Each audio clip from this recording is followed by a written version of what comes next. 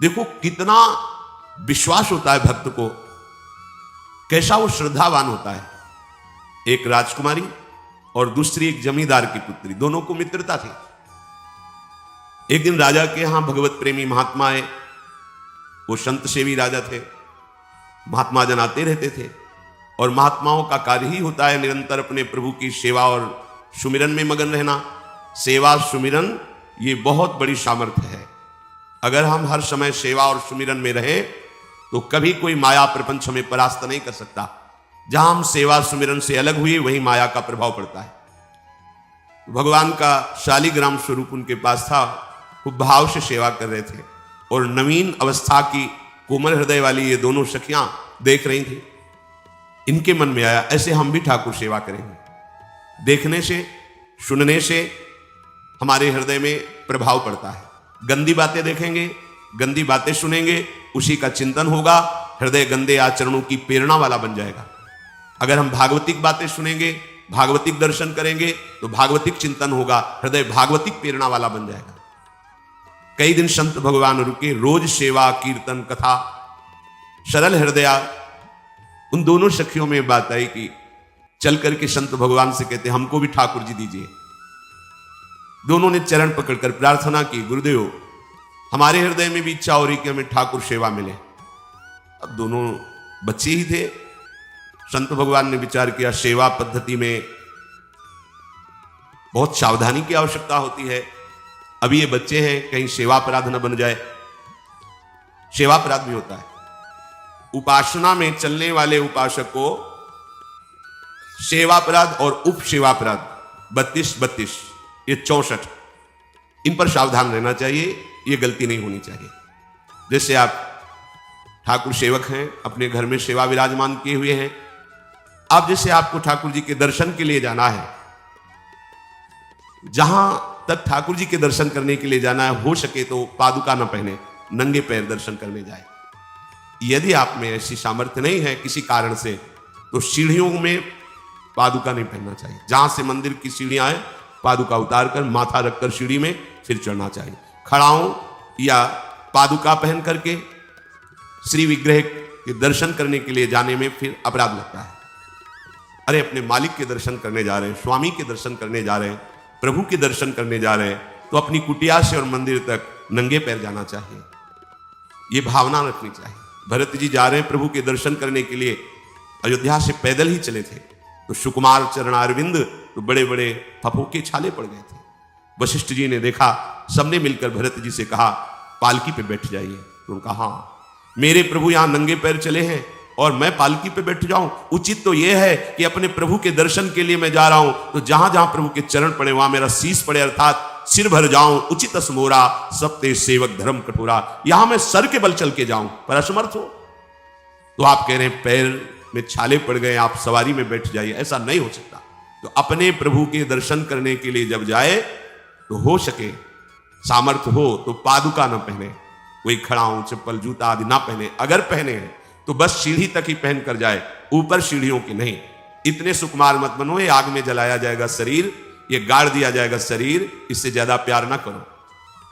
अब इतना दृढ़ विश्वास कि ये बच्चे हैं, सेवा भाव कैसे पूर्ण कर पाएंगे? तो उन संत भगवान ने दोनों बच्चियों से कहा कल ठाकुर जी लाएंगे, हम आपको दे देंगे।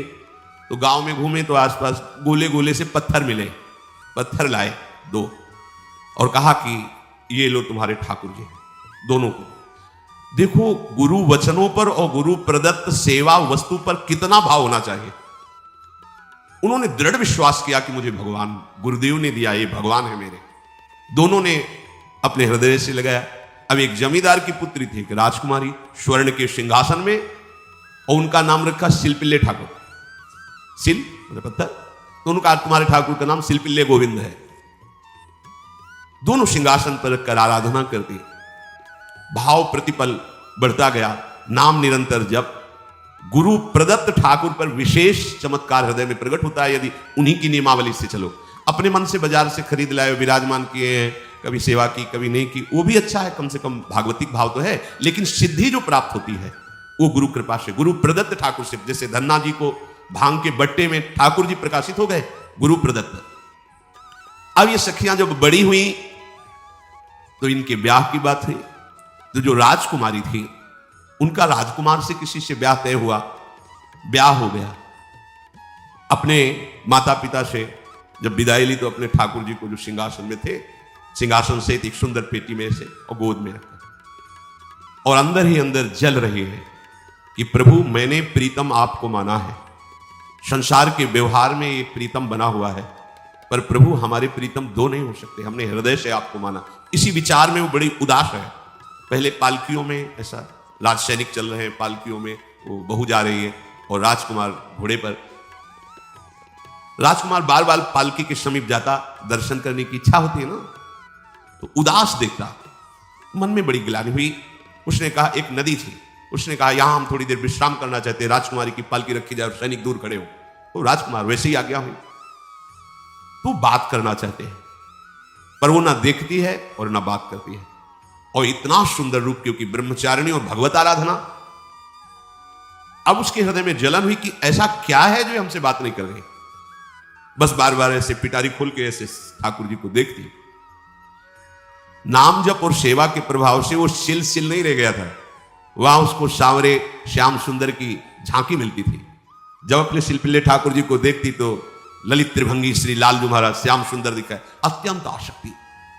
गुरु प्रदत्त किसी भी शब्द में, किसी भी वस्तु में दिव्यता होती है, बस हमारी भावना होनी चाहिए। अरे बोले ये हम नहीं दे सकते, ये गुरु प्रदत्त है, नहीं हम प्राण दे सकते, लेकिन ये नहीं। जिसका गुरु वचन पर, गुरु प्रदत्त वस्तु पर, गुरु प्रदत्त ठाकुर पर दृढ़ निष्ठा हो गई, वही सिद्ध हो जाता है। अब उसने समझ लिया कि पिटारी में जो कुछ है यही हमारे और राजकुमारी के बीच में बाधा है। दो चार दासियों को बुलाया और कहा इनको बातों में उलझाओ, पिटारी पीछे हमें दो। और प्रवीण दासियां उनको विनोद भाषा में, हंसी मजाक में बात, लेकिन वो उदासीन, धीरे से गोद में पेटी थी, ले ली, हम लिए हुए हैं, आप बातचीत में सारा, और पेटी उनको दे दी। राजकुमार ने राजकुमारी से कहा यही पेटी तो हमारे आपके बीच में बात, फेंक दी नदी में। अब तो जो उसके हृदय में पीड़ा हुई, भारी व्याकुलता। अब राजकुमार सैनिकों के साथ तुरंत पालकी उठवाई, मैं ले गया, पर वो आसक्त है, इतनी सुंदर राजकुमारी, क्योंकि भागवतिक तेज से संपन्न में आकर्षण होता है। राजकुमारी ने कहा यदि हमारे ठाकुर नहीं तो मैं नहीं, आज से अन्न जल त्याग, प्राण त्याग दूंगी अगर हमारे ठाकुर जी हमारे समीप नहीं तो। आज से एक बूंद पा, कैसे पिए, अपने ठाकुर को भोग लगा के पाला है और ठाकुर जी फेंक दिए गए। भारी व्याकुलता, जैसे मीरा जी कहते दृश्य बिन दुख न लागे नहीं, न रात में नींद है न दिन में अन्न जल है, व्याकुलता। अब भयभीत हो गया राजकुमार। पूरा महल इस विषाद से हो गया कि अगर नवीन राजकुमारी प्राण त्याग देती है तो क्या होगा लोक समाज में, कि अभी नवीन राजकुमारी गई, ये लोग ऐसे निर्दयी हैं कि ऐसा व्यवहार किया कि उसने प्राण त्याग दिया। राजकुमार घुटने में आ गए, घुटने टेक कर राजकुमारी से कहा मैं तुम्हें दुखी नहीं करना चाहता, पर मैं तुमको छोड़ भी नहीं सकता। अब हमें आप वो उपाय बताओ जिससे आप मुस्कुरा दो, आप प्रसन्न हो जाओ। तो उनका, हम अपने ठाकुर के बिना जीवित नहीं रह सकती, यदि आप हमें जीवित देखना चाहते तो हमारे ठाकुर जी लाके दो। हमारी भागवतिक निष्ठा ऐसी होनी चाहिए कि जो गुरु जी ने मंत्र दिया है, जो गुरु जी ने उपासना दी है, उसमें दृढ़ विश्वास होना चाहिए। हमारे अंदर किंचन मात्र फिसलाव नहीं होना चाहिए। और आगे जो महामहिम सूत्र है, जब तक हमारा मन प्रभु में समर्पित ना हो जाए तब तक पाप होने की संभावना होती है, बड़े बड़ों से चूक हो जाती है। इसमें यह नहीं कहा जा सकता कि हम इतने वर्ष से साधन में लगे, हमसे चूक नहीं होगी, ये तो भूल जाना। बड़े बड़ों से चूक करवा देना माया का कार्य होता है, पर जिनका मन प्रभु को समर्पित हो गया है उनसे चूक नहीं हो सकती। इसलिए जो अगला सूत्र वर्णन किया कि जितने भी पापाचरण होते हैं वो सब मेरे से होते हैं, ऐसा उपासक दृढ़ निश्चय करे। ऐसा नहीं कि पापाचरण भगवान से, भगवान करा रहे हैं। ये लोगों का एक प्रश्न होता है कि जब सब कुछ भगवान करा रहे हैं, भगवान की इच्छा के बिना पत्ता भी नहीं हिलता, तो जो हम पापाचरण, गलत आचरण, वो भी तो भगवान ही करा रहे हैं। इस विषय को समझना। आज के समाज का जो मानसिक स्तर है, जब हम त्याग की बात करते हैं कि गंदे आचरण नहीं करने चाहिए, तो जो समझाया जाता है, जो समझ है आज की आधुनिक, वो ये समझ है, कुछ ऐसे जनों ने ये निर्धारित भी किया है कि बहुत भोग कर लेने पर फिर समाधि की प्राप्ति होती है। अगर ऐसा होता तो लाखों लोग समाधि को प्राप्त होते, लाखों लोग बिना साधना के। क्यों? बचपन से लेकर के पूरे जीवन तक भोग ही भोग रहे, सब समाधि में पहुंच जाते हैं।